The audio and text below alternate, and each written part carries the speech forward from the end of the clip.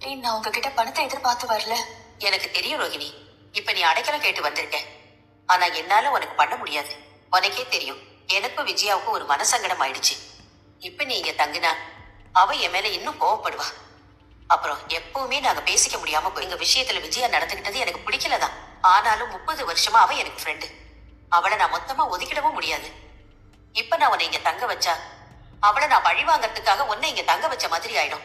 ஆமாமா, பார்வதிக்கும் மாஸ்டருக்கும் ஒரு சின்ன விரிசல் ஆயிடுச்சு. அதை நினைச்சு பார்வதி அடிக்கடி வருத்தப்படுறாங்க.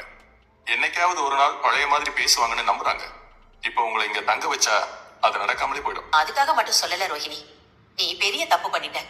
நான் உன்னை ரொம்ப நல்ல விதமா நினைச்சிட்டு இருந்தேன். என்னாலதான் விஜயாவே உனக்கு பழக்கமானா. ஆனா நீ யாருக்குமே உண்மையா இல்லாம போயிட்ட. ஆண்டி, என் சிச்சுவேஷன் அப்படி. நாம செய்யற தப்ப சூழ்நிலை மேல போடக்கூடாதுமா. நீ பண்ண தப்ப எந்த குடும்பத்திலயும் ஏத்துக்க மாட்டாங்க. ஆரம்பத்துல விஜயா உன் மேல ரொம்ப பாசமா இருந்தா. உன்னதான் தலை மேல தூக்கி வச்சு கொண்டாடினா.